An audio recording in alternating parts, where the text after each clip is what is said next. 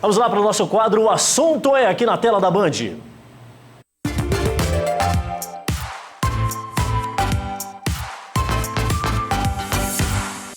Temos a honra de receber nesse feriado aqui em Porto Velho, na capital do estado, no estúdio do Band Cidade, estúdio Rita Furtado, o deputado estadual Lucas Torres, que é da região de Buritis. Eu cometi um erro há poucos instantes, falei que achava que era de Jaruna, mas é Buritis, interior aqui de Rondônia.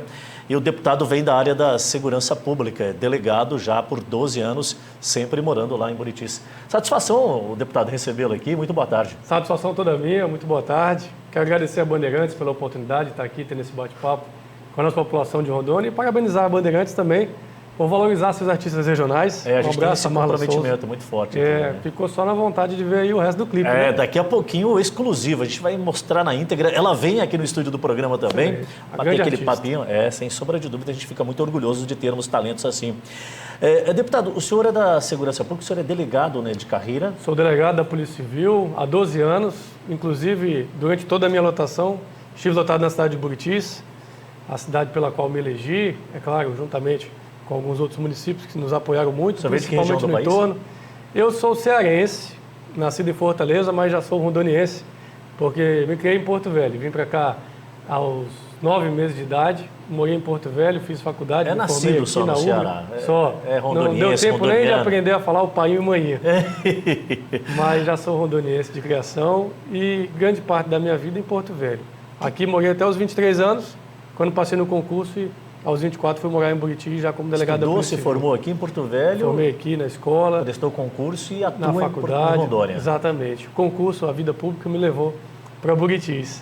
Aproveitar, inclusive, o ensejo, né? Hoje é dia de Tiradentes, 21 de abril, patrono das nossas polícias, parabenizar todos os nossos policiais militares, em especial os policiais civis, instituição que eu muito me orgulho de pertencer. Perfeito. Inclusive, uma das instituições do segmento, comparando ao Brasil, mais atuantes, né? A Polícia Civil de Rondônia nos orgulha muito. É muito deficitária no quesito efetivo, tecnológico, mas remuneração também é um outro problema, mas resolução basicamente 100%, né? Especificamente sobre os crimes contra a vida, os crimes de homicídio, a Polícia Civil de Rondônia tem o orgulho de ser a melhor do Brasil. Isso mostra o empenho de cada um dos colaboradores ali, mostra a dedicação dos policiais, mostra que nós temos servidores que são aguerridos, abnegados, se dedicam, e eu posso aqui dar como exemplo a nossa equipe, não só de Buritis, mas da regional do Vale do Jamari. E em nome deles, ali de Ariquemes, eu quero parabenizar todos os policiais civis de Rondônia por vestirem a camisa e dizer que nós estamos juntos agora na Assembleia, lutando por melhorias para todas as nossas forças policiais. Correto. O que levou o senhor à vida pública foi justamente uma questão de carreira e profissão, mas a se colocar à disposição para um cargo eletivo? Olha, essa foi a minha primeira campanha, é o primeiro cargo eletivo que eu ocupo. Nunca fui candidato a nada, sou um deputado de primeiro mandato. E justamente o que nos motivou, a princípio, a vontade nossa de entrar para a política, foi uma insatisfação com o cenário político nacional como um todo. Nós, como cidadãos, ficamos muitas vezes na posição de reclamador de sofá, apenas reclamando. Mas quando a gente para fazer uma reflexão, nós sabemos que se nós não dermos um passo à frente e nos colocarmos como uma opção, as coisas não vão mudar do status que estão para alguma coisa melhor, se nós não fizermos a nossa parte. Dar a cara a tapa, deixar de ser pérea. Não tinha um plano? Para virar vidraça. Não existia um planejamento? Plano político nunca existiu. Eu, na verdade, ojeirizava a política como quase todo cidadão. E fui para Buritis fazer meu trabalho de delegado, muito novo, aos 24 anos, e falei, se quer filiar-me a um partido, eu irei. Porque eu não quero que o meu trabalho técnico possa vir a ser questionado por questões políticas. Ele está prendendo uma pessoa porque é um inimigo político, um opositor, está deixando de prender alguém porque é um correligionário. Então, nem filiar a um partido eu queria. Nunca tive essa intenção. Pretensão zero. Zero. Mas o tempo foi passando, criei raízes na cidade, me casei com a minha esposa, entendeu tive meus filhos. Se não se colocar à disposição, não muda, né? Tudo é através da política. Essa luz acesa aqui é a política.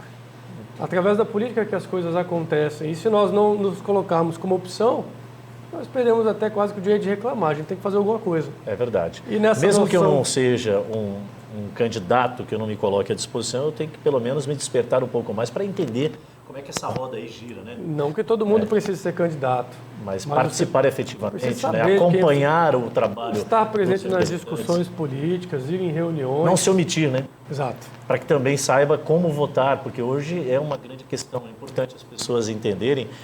Como votar? O primeiro passo para você exercer a sua cidadania de forma mais coerente é ter o mínimo de conhecimento como o processo funciona. Exatamente. Eu estou votando em um deputado, por quê? O que, que ele faz?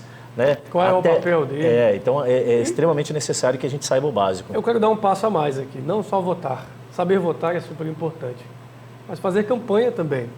Quantas vezes nós fizemos campanhas para pessoas que nós acreditávamos nela? Porque a campanha, nós vemos que movimenta milhões, bilhões, tem um fundo aí totalmente questionável. Agora, o cidadão que está ali no conforto do seu lar decide apoiar uma pessoa que ele acredita verdadeiramente nela, muitas vezes ele não se envolve naquele processo. Só o voto já vai ser suficiente. Pessoas muito boas deixam de chegar porque a gente não se envolve mais. Então nós temos que acreditar. Se você tem um propósito, você acredita numa ideologia, não basta simplesmente individualmente você externar isso numa hora. Peça o santinho dele, lá na sua padaria, quando você for comprar pão, peça o voto para ele. Perfeito. Acho que essa é a nova forma de... envolver. Acho que é a nova velha forma de fazer política que precisa ser exercitada. Eu tenho muito orgulho de, na minha campanha, ter tido um sem fim de pessoas que nos procuraram voluntariamente. O senhor teve quantos votos? 14.258 votos. 14.258. Nós tivemos o privilégio de ser o 11º mais votado de Rondônia. Logo na primeira eleição? Na primeira campanha, uma campanha modesta, talvez uma campanha que em despesa não pagasse nem uma campanha de vereador. Aqui em Porto Velho, com certeza, não pagaria. Mas muitas pessoas acreditaram voluntariamente e me procuravam a nossa equipe e falavam: Lucas, eu nunca vou pedir nada para mim, mas eu vou fazer campanha porque eu acredito que você tem um ideal que vai de acordo com os meus. E é por essas pessoas que nós chegamos. Nós temos que fazer isso. Tem que começar a avaliar a questão dos interesses coletivos, né? Se houver decepções, apoiei uma pessoa que me decepcionou. O nosso maior poder não é o de colocar alguém lá, é o de tirar, é o de demitir. Não vota mais nele, acredite em outro, mas não pare de ter esperança. Perfeito. Deputado, o senhor vem de um segmento que depende mais diretamente ainda da questão política do que outros segmentos, porque todos dependem.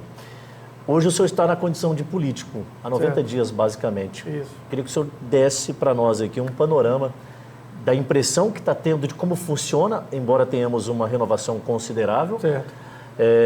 Como é que é o ambiente? O senhor está conseguindo exercitar aquilo que planejou? Bem, primeiro de tudo, a impressão que fica nesses 100 primeiros dias, 3 primeiros meses, é de que político trabalha mais do que eu imaginava. A gente costuma dizer que político não trabalha. E eu posso afirmar para vocês, todos que estão nos assistindo, trabalha muito. Quando quer, trabalha. Falo por mim, mas tenho certeza que posso falar por grande parte dos nossos colegas da Assembleia. E eu continuo morando em Buritis, venho semanalmente. O deslocamento já é muito extenuante, as agendas são muito longas. Ontem saí da Assembleia de noite, cheguei cedo e trabalha muito. E a política é a arte do possível. Nós temos as nossas metas de onde nós queremos chegar, mas depende de um grande número de fatores que não são apenas a nossa vontade e o quanto a gente trabalha. Então, tem que ter uma articulação boa, tem que ter entrada no governo, nas secretarias, tem que ter uma equipe técnica que é super importante e nós priorizamos na contratação da nossa equipe o aspecto técnico, porque nos elegemos sem promessa de cargos para ninguém. Mas a impressão que fica desses primeiros 100 dias é de que é possível fazer muitas mudanças e ser um agente transformador da sociedade. Como se implementa o aspecto técnico dentro? No nosso caso, foi análise curricular. Então, nós fizemos... Já houve isso na história da Assembleia? Eu não me recordo se houve. Acredito que talvez não seja... O senhor montou uma equipe que todas teria as tratativas normais, são aquelas indicações? Normalmente... E o senhor optou por fazer uma espécie de processo seletivo? Não, nós não fizemos um processo... Foi um processo seletivo, sim, não que tenha sido algo público. Né? No nosso sistema de contratação ocorreu da seguinte forma. Outubro acabou a eleição e já em novembro, passado o segundo turno, nós começamos a pedir indicações para pessoas que são técnicas de alguém para ser um chefe de gabinete, alguém para ser um jornalista da parte de mídia, alguém para ser um recepcionista que tem ali familiaridade com a parte de secretariado executivo, alguém para cuidar de RH. Começou basicamente com a Meritocracia. E aí nós fomos entrevistando essas pessoas, recebendo o currículo, mas nós não abrimos um processo seletivo como um concurso. Perfeito, entendi. Embora... Mas colocou a técnica acima de qualquer questão. Acima, inclusive... Não é porque é amigo do amigo, me ajudou na campanha? Sem demérito nenhum aos amigos. Claro. Amigos que tenham a capacidade técnica foram avaliados também. Mas a primeira reunião que nós tivemos com o nosso corpo técnico, do nosso gabinete aqui em Porto Velho, a primeira frase que nós dissemos foi, olha, nenhum de vocês aqui votou em mim. Aí todos se olharam entre si. Eu falei, e nenhum também fez campanha para mim sequer. O que significa que vocês estão aqui por um motivo muito claro. E a grande maioria nem conhecia o deputado. Não, ficaram surpresos quando eu procurei. Ué, mas eu não fiz campanha para ele, não votei nele, nem esse cara eu conheço. O que ele quer comigo, será? Falei, olha, eu ouvi dizer que você é muito bom em tal tarefa. Área. Então, já tem experiência. Eu preciso preencher essa área. Nós buscamos pessoas com experiência, claro, mas também pessoas confiáveis. Fizemos toda uma investigação social, com um perfil que pareça com o nosso. Nós somos diplomáticos, somos do diálogo, né? Agimos com temperança, criamos pessoas também, porque a equipe é a imagem do chefe, né? A gente fala que a tropa é o espelho do líder, verdade, do comandante. E ficamos muito felizes, que acredito que temos acertado. A nossa equipe tem feito um trabalho muito bom, técnico, e nós queremos trazer para a política esse viés técnico. Perfeito. Deputado, por que uma biblioteca pública dentro da Assembleia? Essa acho que é uma proposta do senhor. Sim. Como é que funcionaria? Está em andamento? Como é que os colegas de casa estão recebendo essa ideia? Acharam muito boa. Bem, eu, na minha vida profissional, tive que me socorrer de diversas bibliotecas públicas. Aqui é Fernando Meirelles, em Porto Velho. Na UBRA, eu estudava muito para concursos. Tenho certeza que tem muito concurseiro que estudou na biblioteca da UBRA aqui nos assistindo. No Ministério Público, onde eu trabalhei por um ano, também tinha uma biblioteca que eu pude me socorrer. Eu não tinha condições de adquirir livros. Os livros eram muito caros de direito. Mesmo hoje, com a tecnologia, eu ainda prefiro estudar no livro, no papel. E eu sei que tem muita gente que prefere também. E nós, bem, entramos na Assembleia e o slogan da Assembleia é a Casa do Povo. Mas nós temos alunos que querem fazer vestibular e não tem onde estudar, não tem acesso a conteúdo. E o povo é o que menos frequenta, né? E o povo não tem ido muito lá. Eu mesmo, antes de me eleger, não tinha ido assistir uma sessão presencialmente. E eu parei para pensar, poxa, podemos trazer um público para cá, de preferência jovens, que querem estudar para um concurso, ou para um vestibular, ou para uma prova, e começar a construir neles uma consciência política. Nesse nosso projeto da biblioteca lá, que vai ser uma porta de entrada para jovens, para pessoas que querem estudar, que querem ter uma oportunidade, buscar conhecimento, também se interessar pelas discussões políticas. Nós teremos um painel lá, um mural, que vai dizer toda a agenda do dia, da semana, do mês da Assembleia. A parte estrutural da casa já permite? Teria um já ambiente? Tivemos uma... Permite. Há um local adequado, no segundo e no primeiro andar, que pode ser adaptado para uma biblioteca moderna, confortável, espaçosa, que pode até comportar alguns eventos. Hoje ela é usada lá, esse espaço, para exposições de quadros, de pintura, de arte. Não vai haver o prejuízo disso, vai poder continuar vai agregar. Agregará, é um espaço amplo. O deputado Marcelo Cruz, que é o nosso presidente, adorou a ideia, falou na hora, pode fazer, que tem meu apoio. O Cirone Deró, que é um deputado, que é o nosso secretário também, na hora já falou, não, Lucas, eu já sei o espaço, vamos fazer. O Marcelo, essa presidência dele, ela tem a intenção de trazer o público, de trazer a população, aproximar a Assembleia do povo. Então, ela tem caminhado a passos largos, eu acredito que sairá do papel. E na minha primeira ida a Brasília, eu fui ao Senado, me deparei com o que no Senado em Brasília? Uma biblioteca pública também. E muito utilizada pelos acadêmicos. Você não tinha o conhecimento? Não sabia. Vi depois a nossa proposta. Até tirei a foto e mandei para o doutor Antônio, que é o chefe do nosso jurídico, que foi ele quem sugeriu, na verdade. E eu achei uma ideia excepcional. E por ter vindo do concurso público, por tudo na minha vida que eu conquistei, ter sido através do estudo, da oportunidade que o estudo me deu. Se eu sou deputado hoje é porque eu pude ter sido delegado antes. E porque eu pude ter estudado para passar no concurso. Então nós queremos dar essas oportunidades para todos. Conhecimento é o fortalecimento de uma nação, né? Perfeito. Em todos os seus aspectos. O conhecimento é a única coisa que você pode dar para alguém, é um legado que você deixa para a sua geração, para a sua descendência. Que também não vão tirar de você. Ninguém nunca vai poder tirar. Isso. Você der um carro, você der uma herança, você der um bem material. Você levam tudo, mas o que você adquiriu intelectualmente, culturalmente, é seu. Ninguém te tira. Deputado, o senhor é da área da segurança, tem muitos projetos também pautados a esse segmento.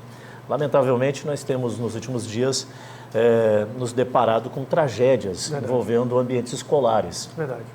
Essa é uma preocupação do país todo agora Infelizmente, depois que aconteceram umas tragédias, as atenções se voltaram mais para isso. Eu digo infelizmente porque era para ser uma pauta constante, era para ser algo a ser, ter uma devida preocupação mesmo antes do ocorrido, que é o ideal.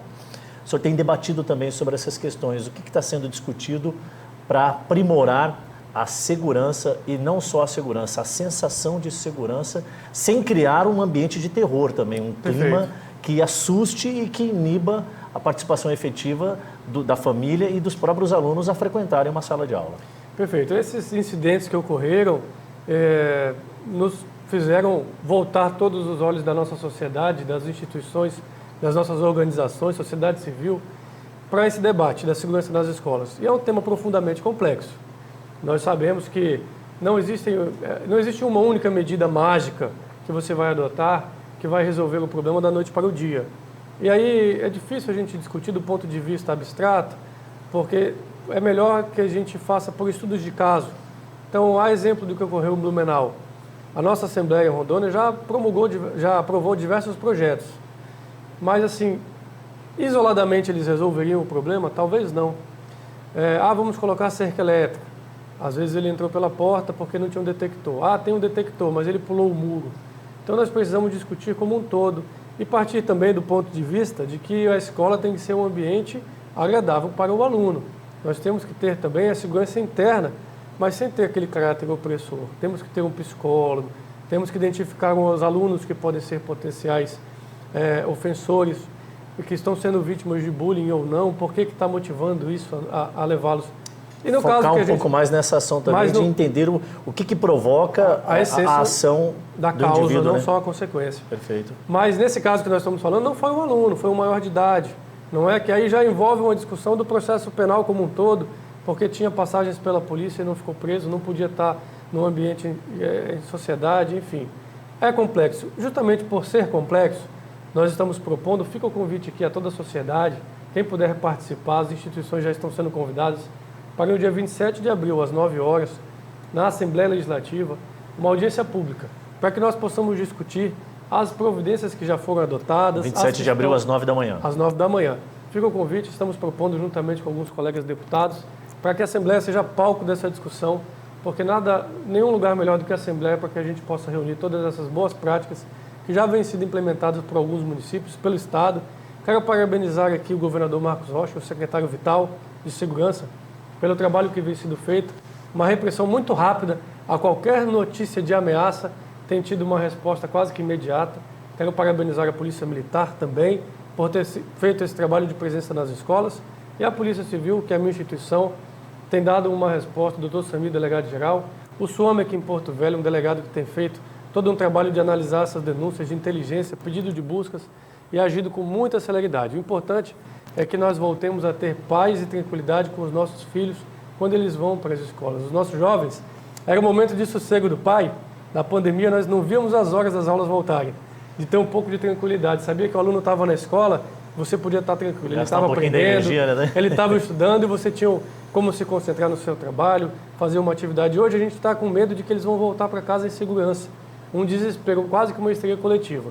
Nós devemos discutir como sociedade como nós vamos aprender com esse evento, para que nós estejamos protegidos e que isso não volte a ocorrer.